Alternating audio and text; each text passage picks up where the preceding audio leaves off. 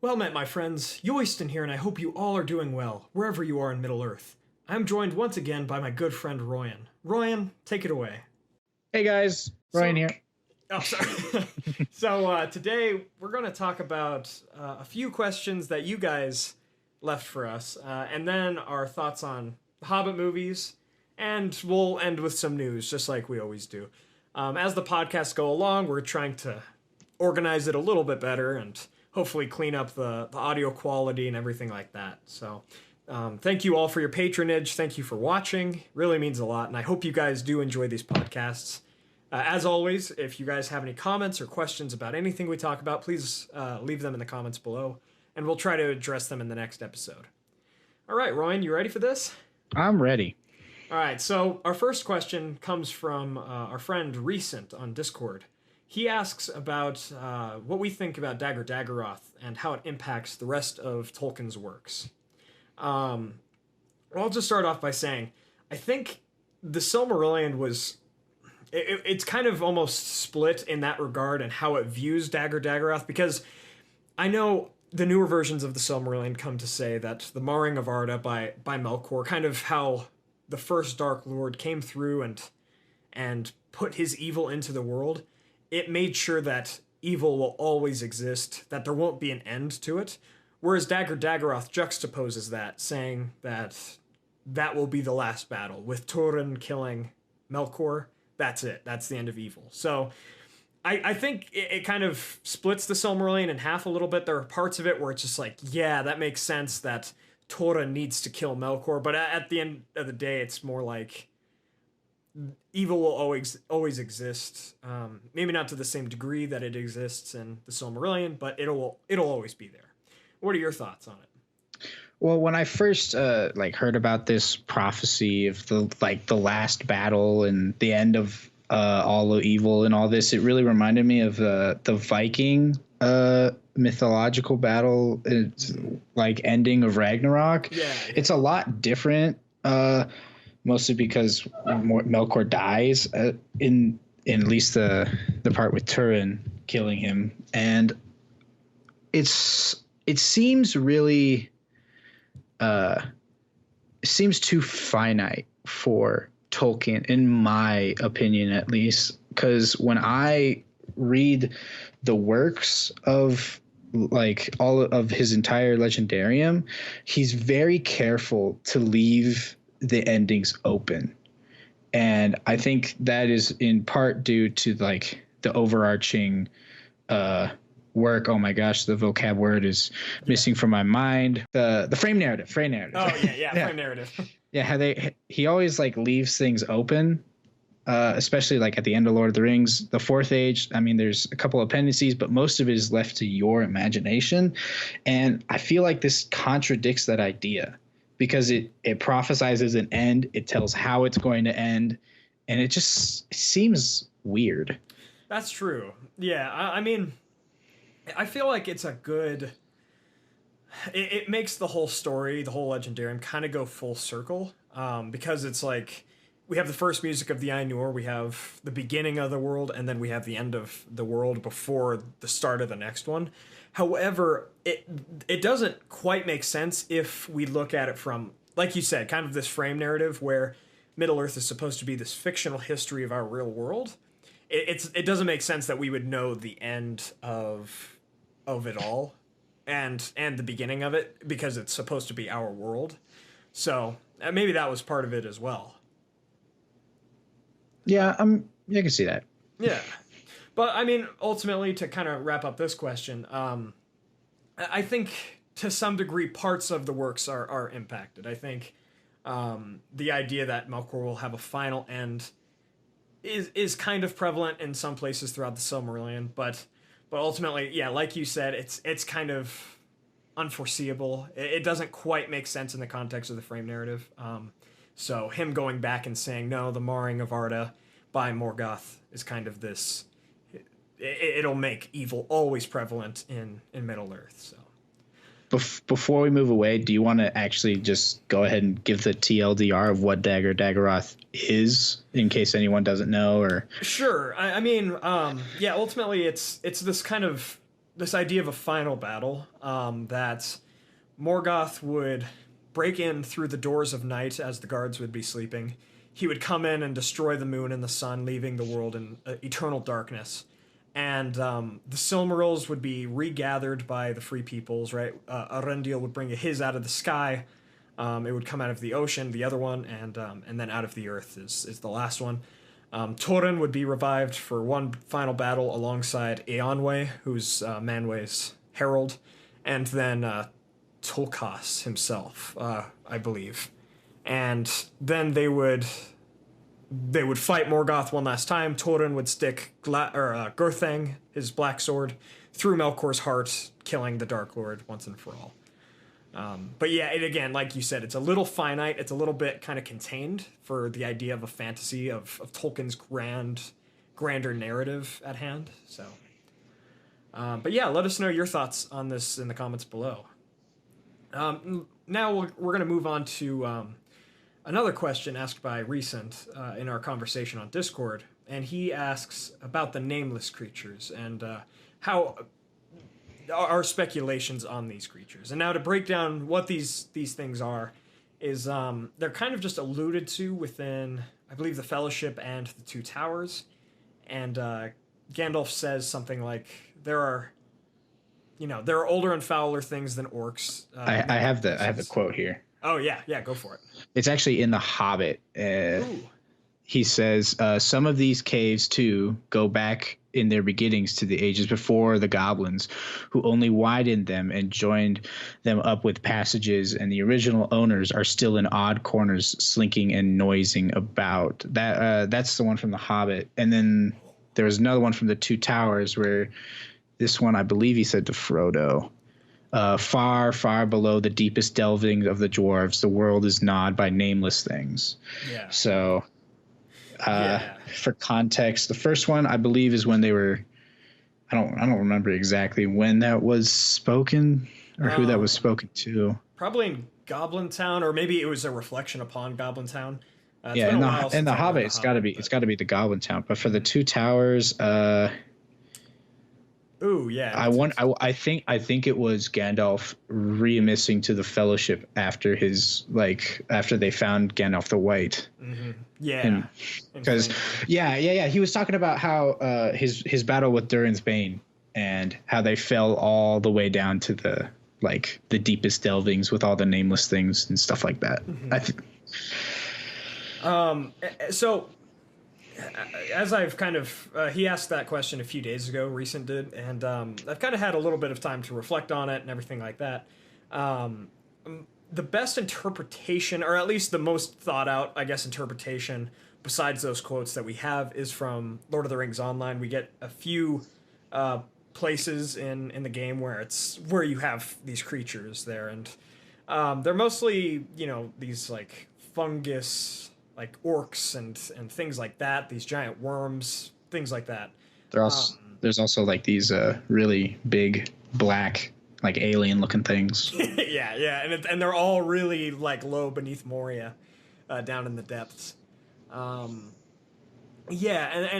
ultimately, what I would say where they probably came from is just like how we were talking about kind of this marring of Arda in the last question. During the Years of the Lamps, Morgoth kind of had... He was doing his own thing, building Autumno, building Angband. He was just doing his own thing in the north. And Autumno's mines, I believe, went far down into the earth, very far, and he created just creatures and abominations down there, and I'd imagine that's probably where he created most of those creatures, and then they escaped into the ground. Probably, building new tunnels, especially if they were worms or something like that, and then they just kept kind of going and probably just made it under Moria at that point. And even if Melkor didn't create them, he probably started the chain of events that would end up with their creation. Yeah, exactly. Another interpretation is actually from Shadow of Mordor, and I like this interpretation a lot less than the one in Lord of the Rings Online. In these ones, they're basically just these ghoul monster things, but they're also they're it doesn't make sense in context because you fight them in places where they shouldn't be, which is because they're supposed to be like all the way down underground. Yeah. I don't know. It's been a while since I played that mission, but yeah, that's interesting. I mean, again, I feel like that's where a lot of free reign in terms of video games and movies or however they adapt the nameless creatures are, is because again they're nameless and it's just like we can make them fit what the narrative is, and we can just kind of make them whatever creature we want. It's kind of interesting, and it kind of ties into the whole thing that Arda is, at least it was, a flat world until the end of the Second Age. Now I know Tolkien may have retconned that in later letters and writings, that the world was always round and the Númenóreans thought it was flat. But in a lot of his works, it does seem like the world is flat for the first few ages of the world. And it's possible that those worms or whatever they were, the nameless creatures, were just digging down, just going almost all the way through the world, and then they just stuck in. And then when the world was turned round by Ilúvatar at the end of this, or near the end of the Second Age, after the downfall of Númenor, they just stayed there at the bottom or the center of the world. So, any last thoughts on that, Royan? I like them because they're like this really cool, eerie. They have a really big eerie feeling about them because they're really unknown. They definitely feel like a creature that could be in a horror movie, and I'm really into that. Yeah, that's true. Imagine seeing those in the Amazon series. You know, just Aragorn exploring the mines of Moria, and then he comes across. He'd have to go really deep. Yeah, really deep. He'd be lost. That's true. All right, well, we'll move on to our final question here, and this one's really kind of an interesting thing because I've seen them, but Royan hasn't. Our thoughts on the short films that have come out of Middle Earth so far. And these are primarily, I'm sure there might be others, but The Hunt for Gollum, and then Born of Hope. Our question on kind of what we think about them is asked by Rasmus on Patreon. And it's interesting because, I've seen these a few times over the years, and Royan is actually new to them, and he plans to watch them soon before our next podcast. So we'll go into our thoughts. Royan, you said that you read the synopsis of it? I just recently read a synopsis of them, and let me tell you, they really seem pretty cool. Oh yeah. For me, like, I think my favorite of the two, I love both of them because they deal with the Rangers and all of that, but I'd say my favorite is Born of Hope.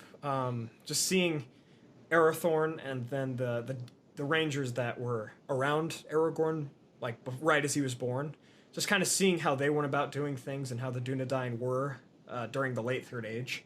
I just feel like that's really interesting because the Rangers, we don't really know too much about them. In the books, we only get the name of two different Rangers, Strider and Halbarad. All the other Rangers go unnamed. So the more I can learn about the Rangers, or at least interpretations of them, the interesting it is. Or the more interesting it is. And I would say the same for Hunt for Gollum, because then I hope the Amazon series in its first season, when it's talking about Aragorn, I hope it goes through how he hunted Gollum down in the late Third Age with the help of Gandalf, and tracked him down in the Dead Marshes and all that kind of stuff. They're really interesting stories. But do you have any thoughts or questions about those, Royan? Well, I mean, you're talking about how you like Born of Hope probably a little bit more, and that would make sense to me because there's a lot more content there. Yeah. It looks like it's about twice as long as The Hunt for Gollum, with about like 7 times the budget.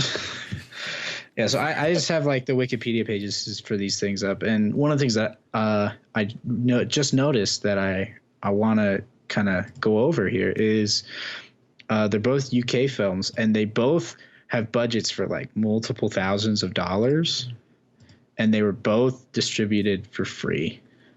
Oh, yeah. And I think that's really cool, and I think it really it's a testament to the Lord of the Rings community and how you have these fans who just want to show other fans their work, and so that everyone can just kind of like have a great time in the legendarium that they all love, and I think that's really super awesome. So, I mean, if anyone's like watching and you're debating whether or not you want to create something that you really enjoy, like, you should, because odds are other people are going to love it. Yeah, couldn't have said it. I couldn't have said it better myself. Really, those movies, it's just, again, like, they didn't have giant budgets to work with, but for the stories they were telling, they didn't really need them. And any kind of CGI flaw or something like that could definitely be overlooked because they did it for their love of Tolkien's works and his community. The music, especially, I think that's part of the reason that does it, or kind of what does it for me with Born of Hope, is that the music, the soundtrack is just incredible. It feels almost professionally made. And yeah, so any of you guys who haven't seen those movies, I highly recommend that you go out and watch them. Very, very good independent pieces, and please support their artists however you can. But yeah, just like Ryan said, if there's something out there that you want to create, always go for it. You know, I mean, even if it doesn't work out the way you think it will, just give it a try. You know, you're not going to regret it. And I get some messages and tweets and things on Facebook and Twitter, and it's people asking me, you know, what are my thoughts on this book that they're making or this map that they've drawn or something. And it's always great. It's always good stuff because I see the heart and the love that goes into it. And it's the same thing with these movies. I just say, yeah, go for it. Every time you want to try to do something, go for it. Especially with maps, I just want to throw this in real quick. There's never enough maps, especially of like Middle Earth. So if you're like making maps, just keep doing it because they're awesome. I think back when I was making my my Numenor video, the rise and downfall of Numenor, there was this one map, and it was kind of someone's interpretation of how Numenorean expansion went. It reminded me a lot of like the Roman Empire because they just looked like they expanded everywhere, right? And you have all these ships going out from everywhere the Mediterranean touched. Oh yeah, Rome was there. That's exactly right. I mean, and that's what it looked like on this map because they tried to build their interpretation of what the whole world of Arda looked like, and yeah, that looked phenomenal. Just like you could see how they expanded here and there, and it honestly, in the context of the story, made sense because you have all these black Numenorians during the late Third Age serving Sauron, and then you have the descendants of Numenor, and possibly other Numenorians or descendants of Numenor that we don't even know. So, yeah. Any last thoughts on the short films, Ryan? I can't wait to watch them. Awesome. Yeah, we'll talk about them again next podcast. I'm excited to hear your thoughts on them. All right, so so those were the questions for this episode. If you have any more, please leave them in the comments below. We'll try to address them in a similar format next time. And we'll jump on to the creme de la creme, I guess you could say, of this episode. And we're gonna talk about our thoughts on the Hobbit movies. Now, we're not gonna say everything, all of our thoughts on these Hobbit movies. It's gonna be kind of an impromptu conversation just about how they were made and our favorite and least favorite parts about them, things like that. So if you guys have thoughts about them, again, leave them below. I'd love to read them. So I'm actually gonna throw this one at you first, Ryan. What are your thoughts on the Hobbit trilogy? Well, we were just talking about fan-made stuff and how it's all fantastic because you can see the heart that's in it. And I'm not gonna sit here and I'm not gonna throw a bunch of shade at The Hobbit because it already gets that from the internet a lot. But I do want to mention that you can see the glimpses of hope, and I really think Peter Jackson loves the Legendarium. And he has a lot of heart put into it. But there's a lot of people that were in the production of that movie, specifically, we all like to blame the corporation. I'm just going to jump right on that train, that don't have the heart, and they just wanted the money that would come out of this movie. And it made a lot of money. So, like, it's just this, it's especially what digs me is like the small details. I can forgive moving around the lore to try to tell a cool story, a cool original story, if it's cool and original. Mm-hmm. I really don't like when you throw a character in there that serves absolutely no purpose, but to bring people and put them in the seats. Yeah, exactly. That would be Legolas and Tauriel. Yeah. Yeah, exactly. I mean, like the elves are a really cool part of that story. Yeah. And I think that you could take all the time that you'd put into these two characters. Legolas is like a beloved fan character, but he has his time in the Lord of the Rings. Like he's very much explored in that. Tauriel, like you could take all of that time for those two characters and you could put that into someone who's actually in the book and is an important character, like the King of the Elves. Yeah, true. Hint, hint. The coolest character in that entire trilogy. Don't at me. Yeah, I mean, no, those are fair points. I feel like it would have been great if the Hobbit movies were character pieces. Just two movies where they focus on Bilbo, how he kind of becomes this hero from this bourgeois kind of character, and how he goes full circle there, and his interactions and juxtapositions with Thorin, interactions and juxtapositions with the other characters, Bard, Thranduil, and Gandalf, as well as the 12 other dwarves. But I think they really missed an opportunity because, again, like you said, it's just too much studio intervention. I think if it comes down to one thing that made the Hobbit trilogy kind of lackluster in a lot of ways, it's the studio. It's that the studio came in, they demanded it be done in a certain time frame that Peter Jackson just couldn't do too well, because he wanted 3 movies. Yeah, 3 movies in a few years, and he didn't have enough pre-production time for it.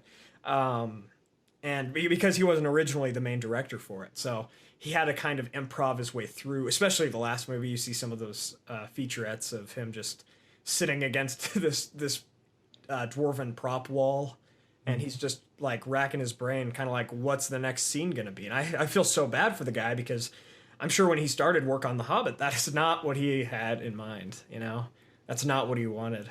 But yeah, if there were just these character pieces on Bilbo, it would have just been 10 times better, because we would have seen the heart of Bilbo, and we would have seen what it's like, what it means to be a hero, what it means to go outside the comfort of your home and your safety to make the world ultimately a better place. The only other thing I want to add on that is with the Bilbo character arc, I think it should be mentioned that you should also put time into the character arcs of Thorin and Gandalf. Mm-hmm. At least that's in my opinion. Oh, yeah. Because when I watched the movies, and you could disagree, you could you may have saw it a different way, but when I watched the movies, I can see that Gandalf at the beginning of The Hobbit is the same as Gandalf at the end of The Hobbit, which is the same as the Gandalf at the beginning of Fellowship of the Ring. And I think there should be a transition from the beginning of The Hobbit where he's there because it's not really clear. He says stuff, but then there could be underlying motives. And then I really think you could have a character arc where he really develops a joy for hobbits. Because at the beginning of the Fellowship of the Ring, he's all about hobbits. He's just mates with Frodo. And I feel like that should have been something that was a change as opposed to just his set character attributes. And then as for Thorin, it's a lot more simple. I don't think that's a fair interpretation of Thorin. Yeah, that's true. I mean, it's kind of funny. Yeah, you start it's the extended edition of The Unexpected Journey. It shows scenes of Gandalf already already in love with the hobbits and just kind of doing the fireworks and all that stuff. But yeah, like you said, it would have been interesting to kind of see him learn why hobbits are really these great beings, why they're courageous like Bilbo and all of that. And yeah, like you said earlier, I think it's just too many storylines, too many plot lines and character arcs that aren't needed instead of what we do need, which is more of Bilbo and Thorin. And I think, I don't know what your thoughts on this are, Ryan, but ultimately I think each Hobbit movie gets worse. I think the first one's the best, then the second one's, then the third one. I could see that argument. I personally think the third one is a little bit better than the second one. But that's more my fanboy and I just love watching like the resolution. Whereas I feel like in the second one, there's not a whole lot happening.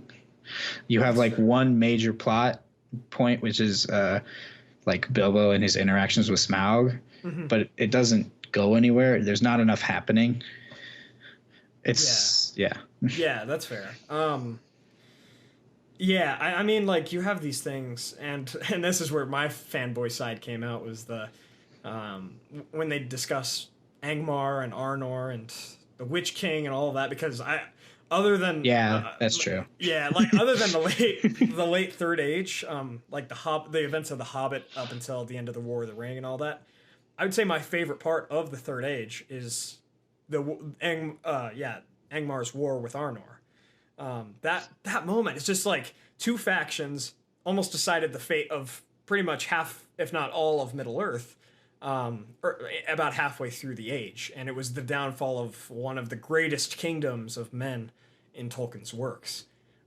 So when they were talking about that, I'm like, yeah, that's cool and everything, but how does it relate to Bilbo getting to Erebor? How does that relate? And I know they were going this whole necromancer route and trying to create drama where there wasn't really too much of it in the books. It was kind of like, I think in the books, Gandalf already knew at this point that the necromancer was Sauron and that Sauron had returned to Dol Guldur. But the White Council wouldn't do anything about it until eventually, towards the end of The Hobbit, they actually did, because Saruman was afraid that Sauron might find the ring. Something like that. And that honestly would have been just fine. It would have given us the third movie or the second movie, because I know Peter Jackson wanted to originally just do 2 movies. And looking back, again, this is kind of how I think I may have preferred it, honestly. Just that second movie to tie in with The Lord of the Rings, to set up Sauron. Honestly, that would have been just fine if the second movie was where they introduced the whole necromancer route. Love Radagast, love the actor who plays him, but he wasn't necessary. Yeah. Tauriel, not necessary. Legolas, not necessary. Yeah. I am happy that Viggo Mortensen turned down the ability to cameo as Aragorn, because that just would have felt so kind of ham-fisted in, you know? And I don't hate Orlando Bloom for taking the role. Yeah. I think he took the role because he misses the production of Lord of the Rings, and he didn't expect what he got. Yeah. But I just there's so much. The main problem for me is that all the reasons why Lord of the Rings, as we're just purely cinematic as a movie, as a blockbuster, all the reasons why that series works, like they didn't do in The Hobbit. Because in Lord of the Rings, you have Fellowship of the Ring, where, let's be honest, there's not a whole lot of action. Yeah. Then you have the Two Towers, which has one big action scene. And then you have Return of the King, which is just like pure resolution from start to finish almost. It's like you have the massive conflict, and then after that, it's just like trying to reel the line back in. And the way that works is because the Return of the King, it won all these Academy Awards, and it was like it was praised as like the greatest nerd movie of all time. Some people just called it the greatest movie of all time. Yeah. And it works because it was built off the backs of these 2 fantastic films. If you just released like Return of the King, forget about like no one would know what was going on, but like if you just released it, it just doesn't work. Yeah, it would not be nearly as good. And like you said, I mean, Fellowship of the Ring, it didn't have that much action in it, but it was more character piece. Exactly. Just focusing on the 9 and how they got to Amonhen. Whereas in The Hobbit, it feels like they try, or at least there's like a light effort into making that same idea happen, but instead of building, they like change. Yeah, it's like true. Everything that happens in the first movie, like, oh, you saw it as that way, it was actually this way. Like just rotate everything and keep going. And then for the third movie, rotate everything and keep going. Do you have an example for that? I agree with you. Like the narrative structure kind of seems like, all right, we're going to turn it now to Thranduil, now to Thorin. But I'd probably take Thorin as a character. In the first movie, he's a dark, brooding, troubled leader. Mm-hmm. And he's troubled because the task in front of him seems incredibly impossible. Yeah. In the second movie, he's no longer a brooding leader because he lacks the necessary hope. He's a brooding leader because he's just pissed off. Yeah, that's fair. And in the third movie, he's actually just a nutbag. That's true. And I feel like it was a little bit drawn out for just kind of how they did it, in that he didn't have to be crazy for half of the movie, for 50 minutes or for 40, because he finally regains his sanity halfway through the Battle of the Five Armies. I think having him insane is important, but I think it should be a scene. A scene where you're watching him and you're going like, oh my God. Like the scene where he goes and he talks to Bilbo about how he thinks one of the company is working against him when it's actually Bilbo. Like that scene is great. Yeah. I love that scene, but there should not have been all of the scenes where he's crazy before that. I think that should be the one where it finally clicks in your mind that, oh my God, he's lost it. Yeah. Oh yeah, that's true. And I mean, like if they had played it kind of maybe even how they did with Boromir, and kind of just like that fear that the audience gets when he gets like crazy in his eyes, and it's just like, okay, Boromir, calm down. That's what we should have had for Thorin. Exactly. I mean, there's one scene that is kind of interesting, but I feel like it was a little over the top and a little bit like, I don't know if Thorin would do this, even with dragon sickness. He was like, to Dwalin, he said, "Leave me or I will kill you." It's like, that was why would you kill Dwalin? Yeah, he's like the only one in the company that's like worth.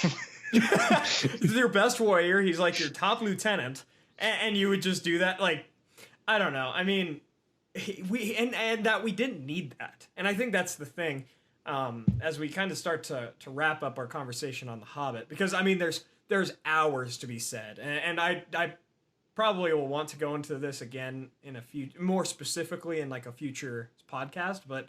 As we start to wrap it up, I think less is kind of more. Subtlety is grand, and Boromir had subtlety. He didn't just tell Frodo, you know, like, hey, I want the ring right now. Give it to me. Yeah, or I will kill you. It's like, we know you're gonna kill Frodo if he gets in your way. You don't need to say it. And you know, and me personally, I've been in theater and acting and all that kind of stuff, and it's like, you always want to show the audience. You never want to tell the audience. You want to be subtle, make them think a little bit, make them kind of put some pieces together. But ultimately, show them how crazy Thorin is. Don't just have him tell the audience how crazy he is. Yeah. But yeah, and I would say that's that for the whole Hobbit trilogy. It's kind of, and again, I love the movies for their own sake, for nostalgia, for everything like that. But there were definitely narrative problems within, and production problems, and all that good stuff, or terrible stuff.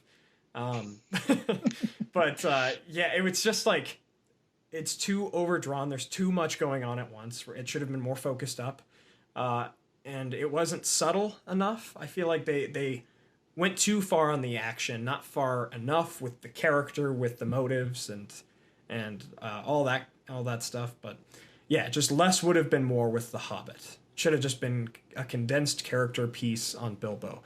And there were a few moments that in the trilogy that we got where it shows that. And maybe that's the movies that Jackson wanted to make, because we see, why, when Galadriel asks Gandalf, why the halfling? Why Bilbo Baggins? It's because he gives me courage. Because Sauron thinks that this, it's only a powerful force that can keep the darkness at bay, but now it's just the simple acts of kindness and love. And that's exactly right. Like, that is Bilbo. That is the essence of how the character should be and should be written. It's just kindness and love and just trying to help people. And again, there are a few moments throughout all three movies where they get that exactly right. But there should have been more. That should have been the, like, Bilbo, and most of the movie. But what are your final thoughts? I actually have a question real quick.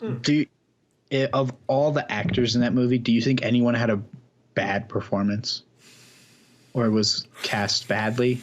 Alfred. There are a few moments where I forgot about Alfred. right until you said that, I was like, I don't think so. Wait a minute. Completely forgot about Alfred. I think the Master of Lake Town was fine. He did his role, and he was kind of comical about it. He had too much screen time. Yeah, but then Alfred, he was just like, he took all that, and then he was like, I'm gonna add a dash of worm tongue, a full cup of cartoon, and some cheesy one-liners, and then there we go. And it's like, some of them do make me laugh, but overall I'm just like, that just took me out of the moment. That just killed the scene, especially in the Battle of the Five Armies. It's so far overdone. Like, I think Bard would have just done better throwing him out in the lake, and then being done with that. But I would say he's probably one of the only ones, and I'm sure the actor is good in his own right, but just kind of miscast, and that role was kind of miswritten, personally. That's what I think, personally. But how about you? I agree. I mean, basically, for me, this just kind of settles that this wasn't a movie that was born to fail. Like, there's definitely movies today that are released, and it's like you could tell from the announcement that they're making this movie that this probably isn't going to work. And I think that the reason, like, you have fantastic actors playing fantastic roles. I don't have a problem with anyone except for Alfred. I completely forgot about him. Yeah.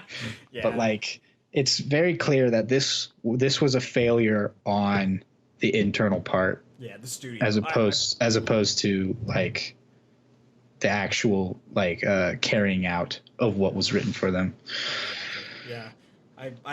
I mean, they had a good team. They had great actors. I think most all, again, except Alfred, were pretty well cast, pretty well written. But it was just it's production, and that Warner Brothers wanted more money. And it's like, yeah. I love Smaug. Yes, Benedict Cumberbatch. Benedict was a perfect Smaug. Oh, he was. That was fantastic. Yeah, his interactions with Bilbo, Martin Freeman, of course. Oh, and Martin Freeman straight up is a Hobbit. He's straight up Bilbo, so that was perfect, honestly. Again, there was so much going for it. It was just like the studio. The studio wanted too much, and the movie couldn't really provide it, so it became kind of this overdrawn thing. But all right, if those are your final thoughts. I think we should move away from this topic. Otherwise, we're gonna be here all night. Fair enough. So now we're gonna move on to our final segment and piece, which is just talking about recent news that has come out concerning Tolkien's works, and anything like that. Of course, next month, August 30th, we have the book, The Fall of Gondolin, coming out. So I'm gonna cover that story. Hopefully around the time right as it comes out, just like I did with the Children of Hurin, kind of cover the main parts of it. So looking forward to that. But what we're going to talk about today is earlier this month they announced the possibility of a Lord of the Rings theme park from Universal Studios, I believe, or something like that. What are your thoughts on that? So I did some research on it, and it's actually not the first time that Universal has attempted to get a Middle-earth theme park. They tried it back in 2010. And I think that they now, say what you will about The Hobbit, it introduces more of the lore into, like, the main crowd of everyone. And I think that it's definitely something they can pull off. And it was like one of four different things that Universal's trying to get that include a Nintendo land, a Ministry of Magic land from the Fantastic Beasts, and Jurassic World. Oh, interesting. Okay, and so I can say that there's some good stuff there. I'm a huge fan of dinosaurs. I'm a huge fan of Nintendo. I like Harry Potter a lot. But Lord of the Rings is still my favorite there. Oh yeah. Yeah, that would be, I mean, I don't know. I think I've messaged a few people on Facebook about this. As long as they're not profiteering like completely right now. I know the main goal of any business, of any studio, is to try to get that profit. But at the end of the day, if it's built for the fans, they maybe bring in a few Tolkien nerds and by the way, love all you Tolkien nerds out there.